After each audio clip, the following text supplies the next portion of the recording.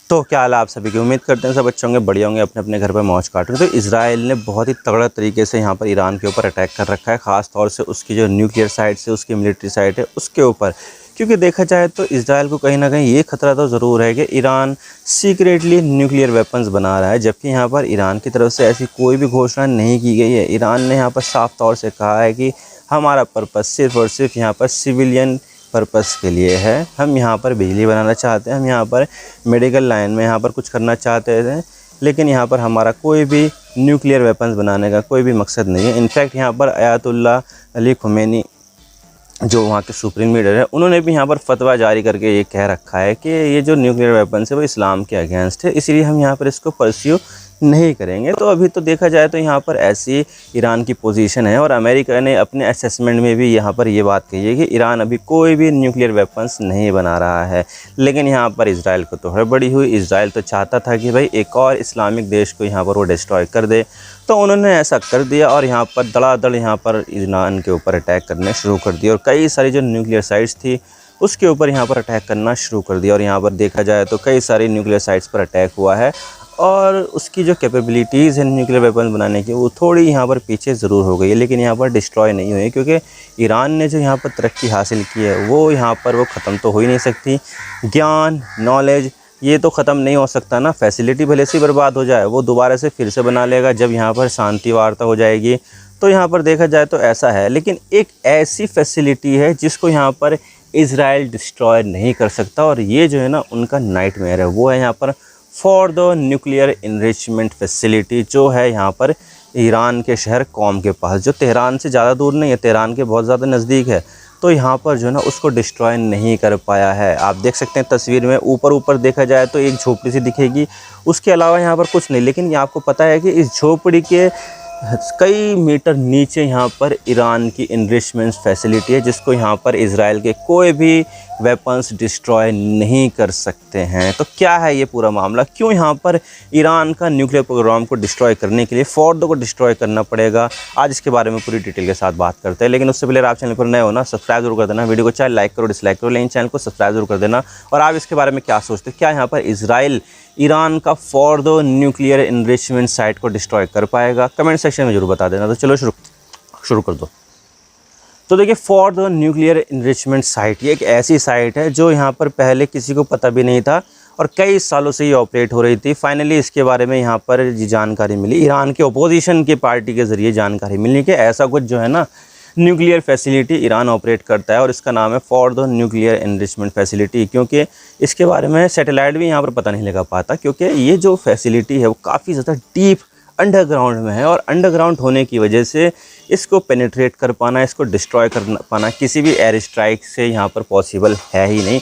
ऊपर एक झोपड़ी है, आप देख लीजिए कैसे यहाँ पर एक झोपड़ी है ऊपर, और यहाँ पर बाकी का जो भी सामान है, जो भी यहाँ पर सेंट्रीफ्यूज है, जो भी यहाँ पर यूरेनियम रखा हुआ है, वो सारा का सारा इस फैसिलिटी के नीचे रखा हुआ है। और वो भी कितना, लगभग 60 से लेकर 80 मीटर नीचे, जो किसी भी म्यूनिशन के लिए, किसी भी मिसाइल के लिए इम्पॉसिबल है पेनिट्रेट कर पाना। तो देखा जाए तो यहाँ पर जो फोर्डो है वो काफ़ी ज़्यादा रिस्ट्रिक्टेड, काफ़ी ज़्यादा फोर्टिफाइड एक न्यूक्लियर फैसिलिटी है। मैं आपको एनिमेशन के ज़रिए दिखा देता हूँ कि किस तरह से यहाँ पर ये प्रोटेक्टेड है, और कैसे कैसे यहाँ पर उसके एंट्रेंस है जहाँ पर वो जाया जा सकता है उसके ज़रिए।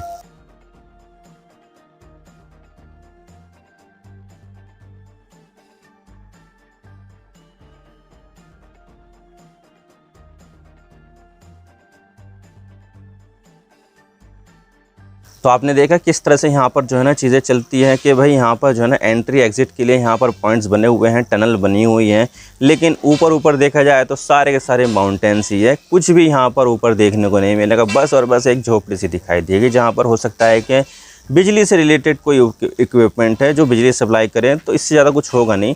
तो अंदर है सारा कुछ, जो भी चीज़ है अंदर है। और यहीं पर ही मुझे लगता है कि, मुझे नहीं, काफ़ी सारे एक्सपर्ट्स को यहाँ पर ये लगता है कि उस ईरान ने यहाँ पर अपने 400 किलो में से लगभग 230 किलो यूरेनियम इसी प्लांट के अंदर छुपा रखा है, क्योंकि ये काफ़ी ज़्यादा हेवीली प्रोटेक्टेड है और काफ़ी ज़्यादा फोर्टिफाइड एक न्यूक्लियर साइट है। तो इसको पेनिट्रेट कर पाना तो इनके लिए बस की बात है नहीं। तो इसलिए शायद हो सकता है कि ईरान ने यहाँ पर अपना 230 किलो यूरेनियम, जो लगभग 60% की प्योरिटी वाला है, वो यहाँ पर रख रखा हो। जो 60% की प्योरिटी वाला ईरान प्रोसेस करता है ना, वो भी यहाँ पर कहाँ बनाया जाता है, नातांज में नहीं बनाया जाता, वो फोर्डो में बनाया जाता है। तो फोर्डो में यहाँ पर आपको मिलेगा ये न्यूक्लियर काफ़ी ज़्यादा न्यूक्लियर है, और इससे लगभग 9 से लेकर 10 न्यूक्लियर वेपन्स बनाए जा सकते हैं।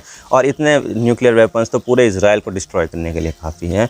तो देखा जाए तो यहाँ पर इसका काफ़ी ज़्यादा न्यूक्लियर मटेरियल मौजूद है, और इसी वजह से यहाँ पर ये जो फोर्डो न्यूक्लियर साइट है ईरान के लिए काफ़ी ज़्यादा इंपॉर्टेंट हो जाती है, और ये इसको डीप पेनिट्रेट कर पाना बहुत ज़्यादा मुश्किल है। अभी इजराइल के पास कुछ बंकर बस्टर बम है ना, वो कुछ मीटर तक ही जा सकते हैं, 2-4 मीटर 5 मीटर, हद से हद यहाँ पर 6-7 मीटर बस। 60-70-80 मीटर तक नीचे जाना किसी भी इजराइल के वेपन्स के बस की बात है ही नहीं। और अगर यहाँ पर ईरान चाहे तो वो यहाँ पर जो है ना, इस 60% प्योरिटी वाला 233 किलो जो यूरेनियम है ना, उसको यहाँ पर सिर्फ और सिर्फ 3 हफ्ते में न्यूक्लियर वेपन्स के रूप में जो है ना बना सकता है, और वो इसके लिए काफ़ी ज़्यादा इंपॉर्टेंट एक साइट हो जाती है।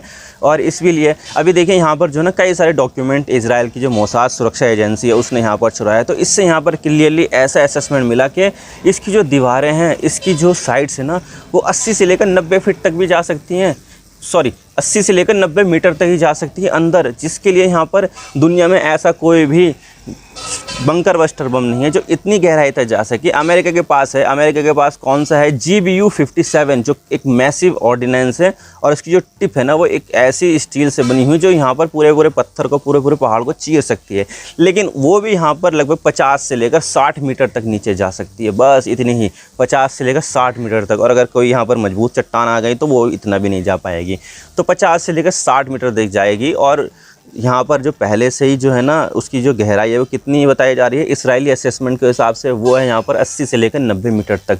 तो यहाँ पर देखिए अमेरिका के पास भी वो वेपन है ही नहीं। तो देखिए ये जो प्लांट है ना वो नाइटमेयर है इजराइल के लिए, कि इजराइल यहाँ पर इसको डिस्ट्रॉय कर ही नहीं सकता। और यहाँ पर जो है ना ईरान अगर चाहे तो 3 हफ्ते के अंदर अंदर न्यूक्लियर वेपन्स बना सकता है इसी की मदद से, इसी प्लांट की मदद से। तो भाई देखा जाए तो इतनी ज़्यादा एयर स्ट्राइक कर रहा है, इतने ज़्यादा शहरों को तबाह कर रहा है, पानी की पाइपलाइन को यहाँ पर तोड़ रहा है, भाई सिविलियन यूज़ की जो चीज़ें आने वाली थी उन सबको बर्बाद कर रहा है। भाई उसका तो यहाँ पर यही इरादा है कि भाई जो हमारे ऊपर हमला करे हम यहाँ पर उसके जो भी चीज़ें हैं उसको बर्बाद करना शुरू, चाहे वो बिल्डिंग हो, चाहे पानी की पाइपलाइन हो, फ्यूल, पेट्रोल, खाने पीने का सामान, खेत वगैरह, सबको यहाँ पर नष्ट कर दे।